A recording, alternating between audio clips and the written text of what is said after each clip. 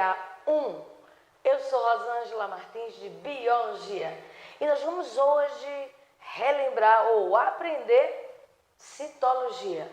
É o ramo da biologia que estuda as células. Ah, mas professora, eu já vi células desde o meu fundamentalzinho lá atrás, pá. Só que agora nós vamos pegar detalhes que a UPE vai pedir para vocês ficarem atentos, tá? Primeiro ponto, vamos diferenciar, ver as características peculiares de uma célula procariótica de uma célula eucariótica, beleza? Outro ponto também que eu acho muito pertinente, gente, é saber quais são os seres vivos que apresentam esse tipo de célula. É comum, às vezes, a citologia da célula eucariótica, ela ficar presa apenas para uma célula animal e vegetal. E não é o caso, tá?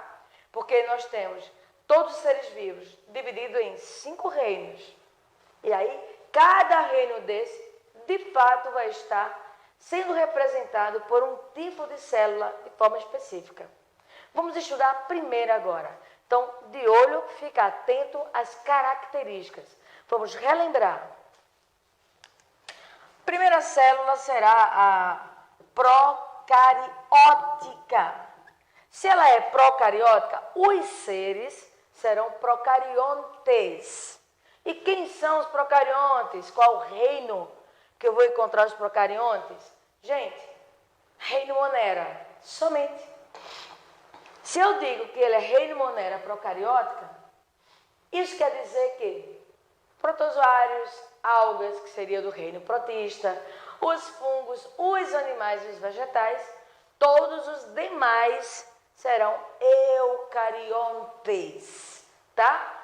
Então, procariótica, procariontes. Quem são? Procariontes, reino Monera. Todos que têm a terminologia bactéria, tá?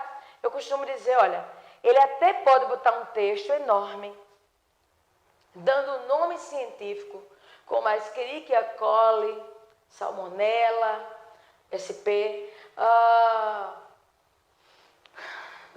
enfim, qualquer tipo, sei lá, Clostridium tetani, qualquer tipo de bactéria, mas ele é obrigado a colocar, dizer que aquele nome científico, tá, representa ou corresponde a uma bactéria. E aí é a dica que você precisa. Se ele disse que aquele nome todinho, Escherichia coli, causadora disso, o indivíduo passa mal, vai sofrer, é uma bactéria do mal. Pronto. Lá no finalzinho ele disse bactéria. Se é bactéria, reino Monera. Se é reino Monera, célula procariótica, tá? Super simples. Então, os procariontes, eles vão estar divididos em bactérias. E todos a terminologia que tem a bactéria, como por exemplo, a cianobactéria, a arqueobactéria, tá? Então são as 3 aí que estão representando a arqueobactéria. Bem, mais que saber as características das células, é saber também que esses procariontes, eles realizam funções específicas e diferenciadas entre eles. Ó, imagina, cianobactéria, ela é autótrofa, ela produz seu próprio alimento. As arqueobactérias são super adaptadas, mesmo sendo super simples.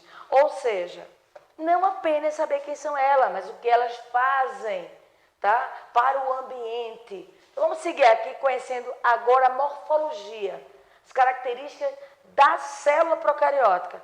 E eu vou fazer uma evolução dessas bactérias. Por quê? Porque mais adiante, lá na bioenergética, a gente vai perceber que a presença de enzimas respiratórias dá um grande diferencial. E foi a partir de uma bactéria que organóides importantes foram formados e até a própria célula eucariótica. Então, vamos lá sacada aqui. Olha lá. A célula procariótica, como qualquer outra célula, ela vai apresentar a membrana plasmática. A área, tem que ter nome e sobrenome, tá? Membrana plasmática, o citoplasma e o material genético, só que tem uma diferença incrível. Citoplasma. E o material genético. É importante que você saiba que o material genético, ele é disperso ou solto no citoplasma, tá? Ele é puramente constituído de DNA. E ele não é fragmentado. Ele começa e fecha, formando um círculo. Só que um círculo com formas diferenciadas, mas ele é circular. Material genético circular. Ou seja, inadmissível, gente, dizer que uma célula procariótica não tem material genético. Tem sim. Ah, professora, eu posso dizer que não tem núcleo? Sim. Só se ele falar não tem núcleo organizado. Tá certo. Beleza? Ele tem um nucleóide. Um material genético muito simples. Por isso que ele é chamado de nucleóide. Nucleóide. Ou seja, só tem DNA. E ele é circular. Para o PE, esse detalhe é importante. DNA circular. Beleza? Agora, na área do citoplasma, também vale a pena ressaltar que esse tal citoplasma, ele é subdividido, lógico, não apenas na procariótica, mas na eucariótica também. Ele é subdividido em hialoplasma. O hialoplasma são as substâncias dissolvidas. E o citoplasma figurado. Por que eu ressaltei isso? Porque o figurado tem a ver com os organoides. E o único tipo de organoide que nós vamos ter na célula procariótica são os ribossomos. Único, tá? Ele pode estar assim, ó, isolados. Deixa eu botar aqui uma lente de aumento para a gente ver o detalhe. Olha lá, subunidade maior. Se ele estiver fazendo a leitura, como nós vimos lá no assunto de ácidos nucleicos, aí ele vai ter a subunidade maior e a sua subunidade menor. Ribossomo. Ribossomo ou RNA ribossômico. Lembra da função? Síntese proteica, produzir proteína. Então, às vezes, na mesma célula procariótica, simples, procariótica, eu posso ter a presença de poliribossomos. Essa sequência aqui, ó. Tá? São poliribossomos, vários ribossomos. Outra coisa também interessante, não esqueça, por essa imagem super simples, você consegue dizer que estamos diante de uma bactéria. Esse aqui é um exemplo clássico de uma bactéria. Só que essa bactéria, ela consegue ser super simples.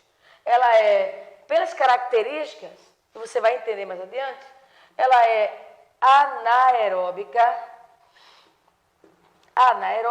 e heterotrófica.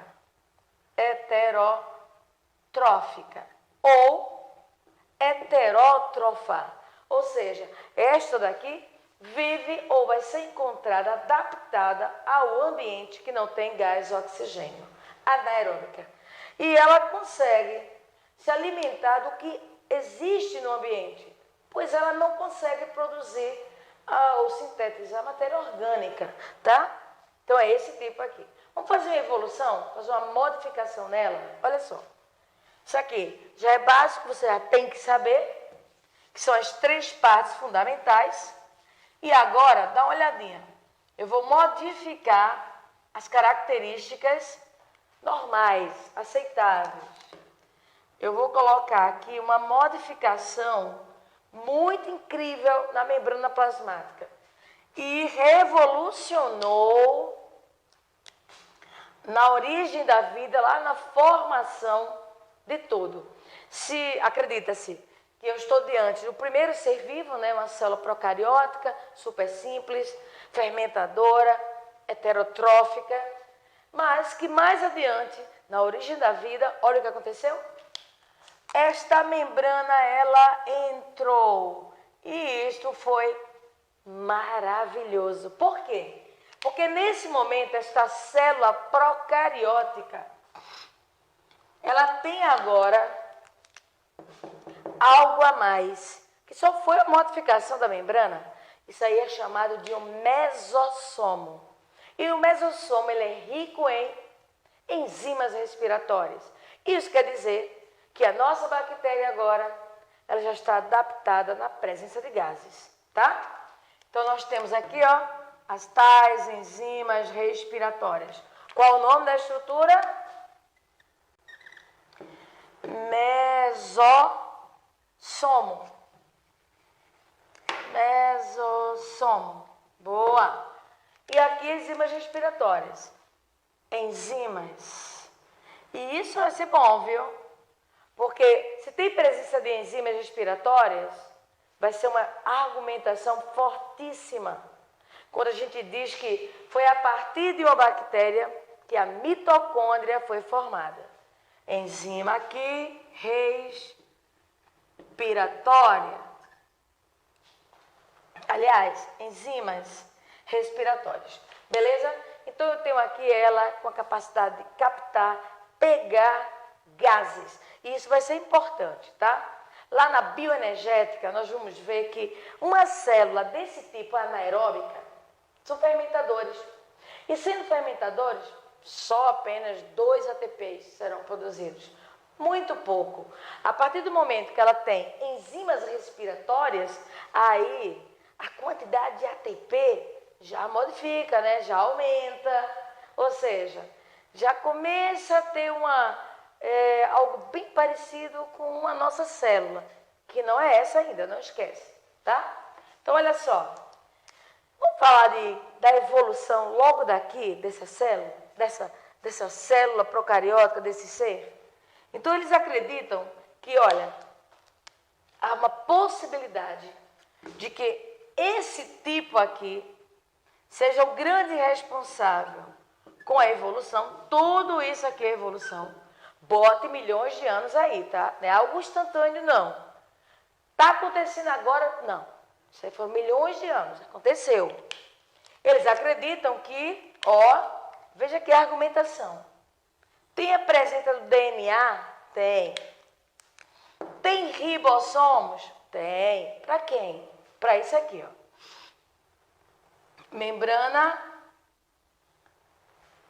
Membrana externa. Fosfolipoproteica. Vamos aprender isso mais adiante. Ou relembrar. Mas olha a membrana interna. Ela vai se modificando, tá vendo? Tá lembrando quem está nascendo? A mitocôndria. Mitocôndria. Então, acredita-se que a mitocôndria, ela foi originada desta forma, de uma célula procariótica que passou a ter esse processo de invaginação.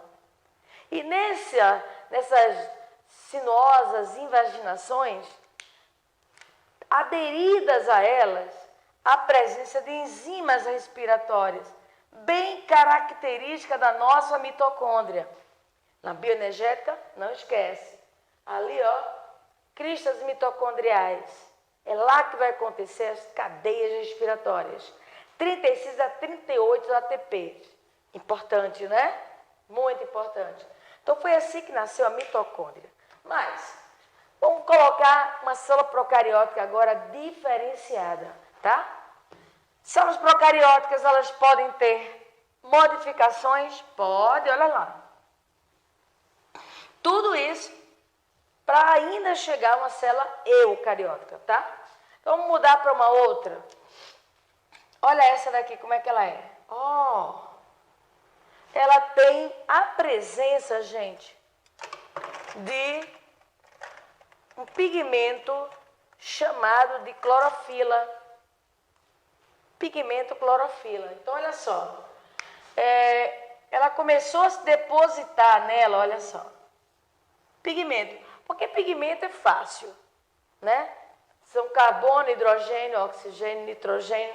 São elementos químicos que foram se organizando. É um pigmento proteico, carbono, hidrogênio, oxigênio e nitrogênio. Apenas isso é um diferencial fantástico. Porque, observe, ela continua tendo material genético e ribossomos. Mas ela tem algo a mais. Ela tem clorofila. Ô, Rosângela, clorofila deveria ser cloroplasto? Não, e não pode ser, tá? Porque cloroplasto é um organoide. E esta célula aqui, ela só tem como organoide ribossomo. E permanece desse jeito. Já que eu estou falando de uma célula procariótica. E essa célula procariótica só tem a presença de clorofila. E foi incrível. Quem é ela? Se você disse cianobactéria, aceitou. Porque a cianobactéria, ela tem, olha lá, pigmentos. Na verdade, até aglomerados de pigmentos. Vou colocar ele azulzinho aqui. Deixa eu tirar o ribossomo. Colocar o ribossomo de preto. Para você não confundir, que isso aí não é ribossomos, tá? São aglomerados de pigmentos. Nestas tais regiões. Deixa eu puxar lá para cá. Olha. Membranas fotossintetizantes. Membranas com aglomerações de pigmentos. Até o pigmento cianossomo, que tem um aspecto que é azulado, também vai estar impregnados nessa membrana. Pronto. Mas isso não é um tipo de organoide, só a membrana. Muito importante, por sinal, tá? Então, quem é ela? É uma membrana fotossintetizante. E foi incrível, porque agora aumentou o nível, né? A célula procariótica agora ela consegue fotossintetizar, produzir matéria orgânica com as condições de um ambiente que pode apenas ter indivíduos que, para permanecer existindo, ele tem que produzir sua alimentação. Não há possivelmente não é disponível em abundância matéria orgânica. E foi assim que a evolução surgiu, pela necessidade, tá? Então nós temos aqui, não esquece da clorofila. Para que serve a clorofila? A absorção de energia. Essa energia luminosa vai ser transformada em energia química. Mas o mais importante é que com a clorofila ou com o cianossomo, esses dois pigmentos, a energia luminosa ela consegue ser retida, vai ficar presa ali para ser transformada. Coisa que os heterótrofos não conseguem. Nós não conseguimos. Protozoários e os fungos também não conseguem, tá? Isso falando dos seres eucariontes, beleza? Então aqui, cianobactéria consegue fotossintetizar. Acreditam, gente, que a partir dessa estrutura, dessa célula procariótica autotrófica agora, acredita-se que o organoide Você tem ideia já de qual organoide deve ter se formado? Você consegue entender que a clorofila surgiu primeiro que ele? É possível, tem até lógica isso. Porque olha só, ele vai se modificar, tá? Com o seu materialzinho genético, por isso que ele autoduplica. Porque ele tem DNA. Ele, a mitocôndria, os centríolos, ó, ribossomos. Boa.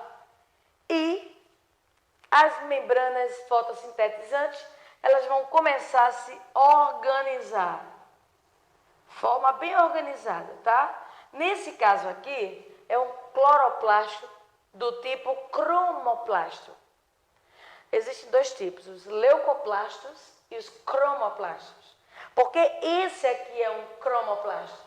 Porque as suas lamelas, suas membranas internas clorofiladas, elas estão bem organizadas. Então, pode exercer o papel de fotossíntese. Existem plastos que não tiveram tanta sorte de ter lamelas bem organizadas. São chamados de leucoplastos. Amiloplastos é um tipo, exemplo. Proteoplasto é um outro exemplo, tá? Eles, na verdade, eles apenas armazenam substâncias orgânicas. Lipo, proteo, tá? Apenas armazenam substâncias. Esse daqui, ele produz substância orgânica pela sua organização. Veja do outro lado o que é que eu vou fazer. Membranas organizadas e nessa aqui agora, ela vai dando origem, ó, a umas estruturas arredondadas, como se chamam de pilhas, olha, moedas, que vai ser exigido para você nas questões do seu vestibular, lá no SSA, o nome dessas estruturas.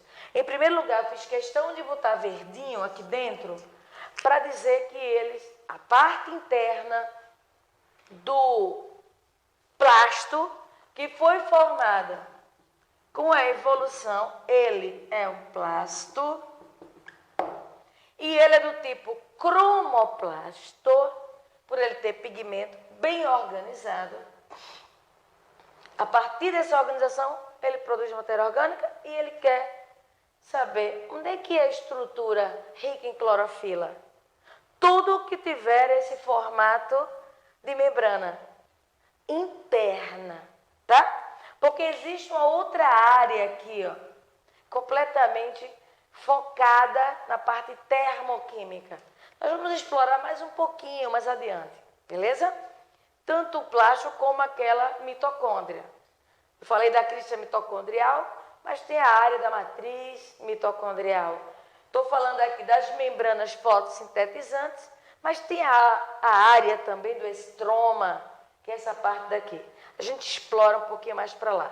Você só está observando aqui, sim, que a cianobactéria é a grande precursora da formação de um plastídeo, beleza? E o mais interessante é que agora esses dois organoides, eles vão estar soltos por aí. Se foi lá na origem da vida, eles vão estar com tudo que estava acontecendo, tudo que estava produzindo ali, naquela formação de estruturas. Mas e aí? E a parte da célula eucariótica? Ela vai surgir agora. E por que eu chamei mitocôndria e cloroplasto para serem formados? Porque vai existir um fenômeno que você não pode esquecer, que é chamado de endossimbiose. Ou seja, são dois organoides que foram formados fora e vão entrar na célula. Vão passar a ajudar a célula de alguma forma, tá? Pelas funções importantes que eles exercem. Mas primeiro vamos dar origem à nossa célula, A dos protozoários, a dos fungos, é a célula eucariótica. Se liga aqui. Aqui eu tenho uma célula pró, que a gente já sabe. E aqui tem o materialzinho genético com os seus ribossomos, beleza? Aí eu venho aqui e começo a fazer isso aqui, ó. Olha só. Começa a modificar o material. A membrana, melhor dizendo. E observe que, pela lógica, você já entende que a membrana, ela está entrando e, inevitavelmente, ela será a grande responsável por isolar esse tal material genético. Olha, já está fragmentando material genético, mais materiais genéticos estão sendo formados e vai chegar um momento que, olha lá, a célula, ela vai estar com uma divisória, olha, distinta, bem organizada, olha só, que bacana, pronto. Bem separada, bem organizada, isolando o material genético. Foi assim que nasceu a célula eucariótica, a partir dessas inúmeras invaginações da membrana plasmática, tá? Material genético fragmentado, protegido pela estrutura da membrana plasmática. E os ribossomos? Tanto eu posso encontrá-los, olha, na área do núcleo, como eu posso encontrá-los, olha, lá fora. Beleza? Agora eu vou lá separar essa membrana. Mas mais adiante eu vou falar sobre a membrana plasmática, mas já dá para perceber como é ela, olha só. Fina, delgada, ela se modifica, flexível e regenerável. Porque olha só, isso daqui aconteceu, ocorreu um rompimento, olha, e ela vai se refazer. Ops, eu acabei de apagar uma parte da carioteca. Calma. Apaguei aqui. Material genético isolado. Surgimento de quem? Membrana nuclear. Isolei ela. Beleza? Pronto. Nasceu a célula eucariótica. Ô, Rosângela, peraí. Mas ela só vai ter esse único... aqui, ó, eucariótica. Acabou de surgir. Mas ela só vai ter esse único organoide? Não. A parte massa é que tudo vai acontecer agora. Os organoides membranosos vão começar a surgir. Porque eles surgiram da membrana nuclear. Com exceção, obviamente, de mitocôndria, de cloroplasto e de centríolos, tá? Então vamos lá? Formou ela? Agora os organoides membranosos. Eles estão aqui, ó. Aqui está a célula. E eu vou te dizer a sequência do surgimento desses organoides. Então, olha só. A célula com material genético protegido ou organizado. Isso é característico da eucariótica. Não esquece. E o organoide ribo, numa boa, já existia. Onde é que eu encontro o ribossomo?